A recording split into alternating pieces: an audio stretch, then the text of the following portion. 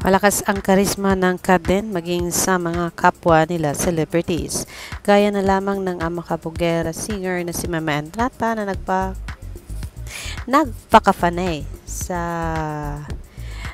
love team na Catherine Bernardo and Alden Richards kanina sa ASAP. Hindi pinalagpas ang pagkakataon na magkaroon ng photo sa kanilang dalawa.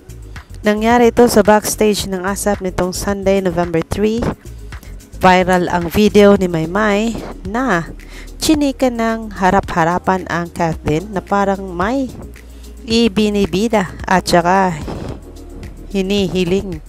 hinihilingan ang dalawa na magkaroon ng picture. Kasama syempre si Catherine Bernardo at si Alden Richard. Todo smile si Maymay sa kanyang natatanging moment sa Catherine habang nasa side ni Catherine at idinikit pa ang mukha nito sa box office queen. Rare naman kasi ang pagkakataong ito na makita ng mga taga-kapamilya o taga-asap ang Catherine, kaya naman sumusulpot ang pagiging fanay nito. Asahang marami pang lalabas na mga ganitong parehang eksena sa Catherine at sa iba pang stars ng ASAP at maging ng mga staff. Hindi rin nagpapahuli ang kilalang writer ng network na si Darla Soler na may photo din kasama si Catherine Bernardo and Alden Richards. Narito po ang video na yan ni Mama Entrata, of course kasama si Ate Bay at saka si Alden Richards. Panoorin natin and then panoorin na rin natin ang performance ni Alden Richards at saka ni Catherine Bernardo sa ASAP kanina. Let's go.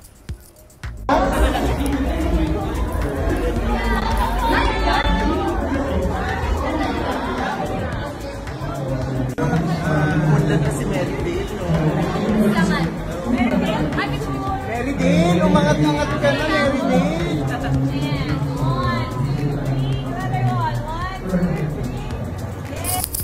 Sa tingin ko normal lang na mag-hello love again itong tatlo, si Maymay, si Alden Richard and si Miss Catherine, dahil sa kung maalala natin, isa si Maymay sa cast or kasama si Maymay sa Hello Love Goodbye, ang unang version ang unang sequel, kasi pangalawang sequel na tong Hello Love Again.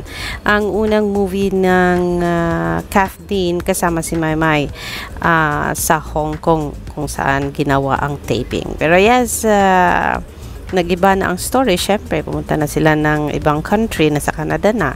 So, kaya hindi na kasama si Maymay sa next movie nila na Hello Love Again dahil sa ayun, may mga global commitment din si Maymay.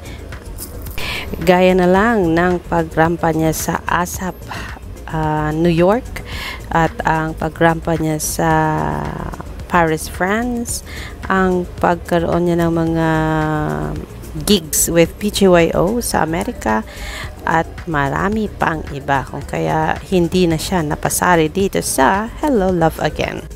So kung ganito sila ka-sweet every time na magkita sila, that is okay lang kasi una, love na love nila ang isa't isa kasi Ate Bay nga niya si Catherine, di ba?